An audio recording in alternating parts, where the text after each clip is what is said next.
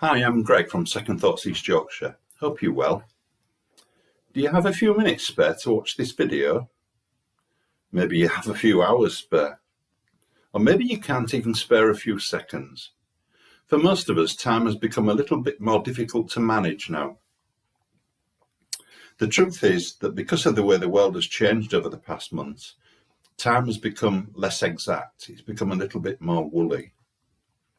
By that, I mean that for many of us, the routine that we had of weekdays and weekends being distinctly separate has changed.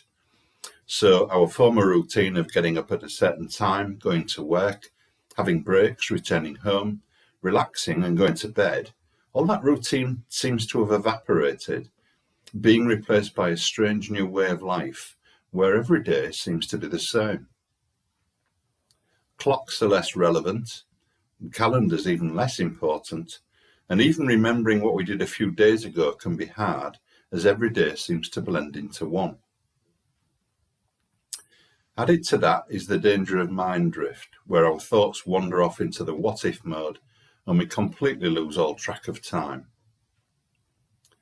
Many years ago, I was a junior manager for a company, and one of the directors used to say that there is work time, leisure time, and wasted time. By that, he meant that often when people are at work, they're thinking about what they did the night before, or what they were planning to do in their own time that evening or at the weekend perhaps.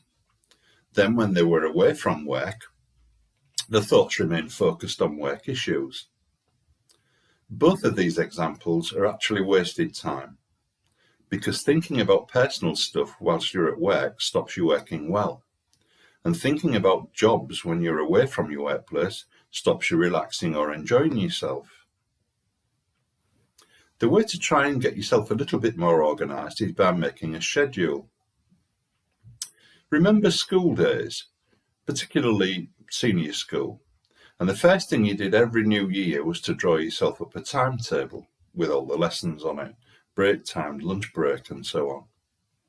Well, we can create something similar now for ourselves. As adults too, the same principle still applies. This is a template that you can use. It has two sides. The first side is for the morning, and the other side is for afternoons, evening and nights. This is the morning side that I'm showing you now. At the end of this video, I'll pop both sides on for you so that you can copy it, print it off, or perhaps make one yourself that you can use. You'll see down the side are the days of the week, Monday to Sunday, and running along the top, along the horizontal line, are the times. Now for the mornings, I've broken that up into a specific hours, so there's 7 a.m. to 9 a.m, because that's usually the time when most of us get up and dressed and have breakfast. Then 9 a.m. to 10 a.m, 10 a.m. to 11 a.m, and 11 a.m. to 12 noon. On the second side, which covers afternoons onwards, the times are 12 noon to 1 p.m, 1 p.m. to 2 p.m, 2 to 3 p.m, 3 to 4 p.m, 4 to 5 p.m, and then evenings covering 5 p.m. to 10 p.m. The final column on the right-hand side is the night time, which I've set for the sake of using this as an example, at 10 p.m. to 7 a.m. You can use this planner to write your tasks down, just make a note of them. You can be really specific, for example, ring the school at, 9:30, or go to the bank at 10:30. Alternatively, you can generalize tasks into different bodies or bands of tasks, if you like. So you can allot admin stuff in the afternoon, maybe such as paying bills or perhaps sorting appointments out. And perhaps put housework in the morning, and that can include cleaning, laundry, or doing the ironing, for example. You can organise your jobs to suit your lifestyle, your commitments, and your body clock. For example, some people aren't good in the mornings because of medication. It can make some people feel drowsy. So doing anything in the morning can be problematic for some of us. For other people, vacuuming on an evening may be ideal. Alternatively, it may not be good because you have children and the noise would disturb their sleep. Very importantly, don't forget to schedule in some me time, i.e. things for you to do for pleasure or to relax yourself. Don't ignore that, it's really important. It may include doing a hobby, going out somewhere, meeting someone, or possibly just staying at home or even having a nap. Don't neglect your own needs, it's really important. Now, it's all well and good having a plan, but often things crop up, don't they? There are some tasks we have that are time specific, so you may have to prioritise. These can include, for example, ringing your surgery for medical test results, or perhaps to arrange to talk to a GP. Many surgeries have designated times for doing this, so we're a bit restricted as to when we can do it.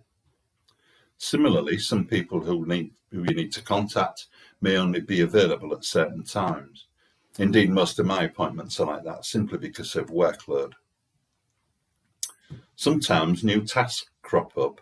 It's because we have someone called Kanya as a friend or family member. You know the person I mean. Can you just do this? Can you just do that? I think most of us have one or two Kanyas like that in our lives. Joking aside though, we can easily become distracted and end up starting lots of things and actually finishing nothing.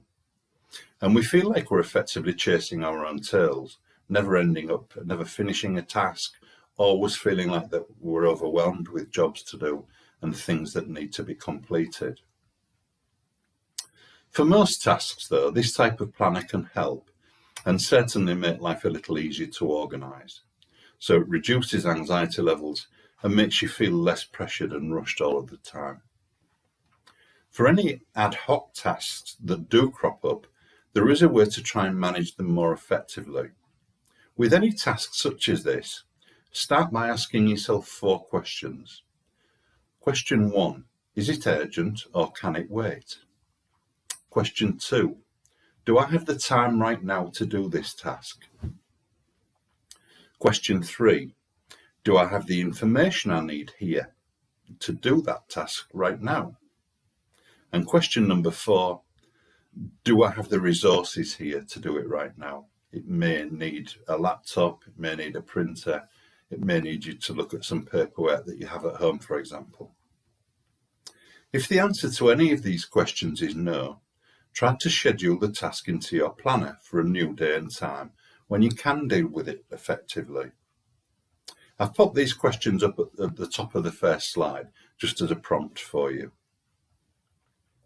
When you have to defer any task like this, particularly if the task is for your Kanya friend that I just mentioned, try not to feel guilty by saying no. If you usually say yes, okay, and do things straight away, they may be a bit taken aback when you say no for the first time, but you must consider your own well-being first. To soften the word no, you can learn to sandwich it. You don't need to just bluntly say, no, I'm not doing it. And by that, I mean you can say, for example, I'm happy to help, assuming, of course, that you can help at some point, but I'm tied up right now and I don't have the time, resources, or the information, whatever it may be, to do it properly. But I will do it later or tomorrow. See how the refusal is sandwiched between happy to help and I'll do it later. Remember, you're not saying that you won't help, it's just that you can't help right that instant. I hope you found this video helpful. I hope it makes life a little easier for you. As usual, I'd be really grateful to have your comments on it, and of course any suggestions that you may have for future subjects. I'll be back with more videos soon, hopefully over the next week or so there'll be another one following on. In the meantime, take care, stay safe, good mental health, and be good to each other. Bye for now. Take care.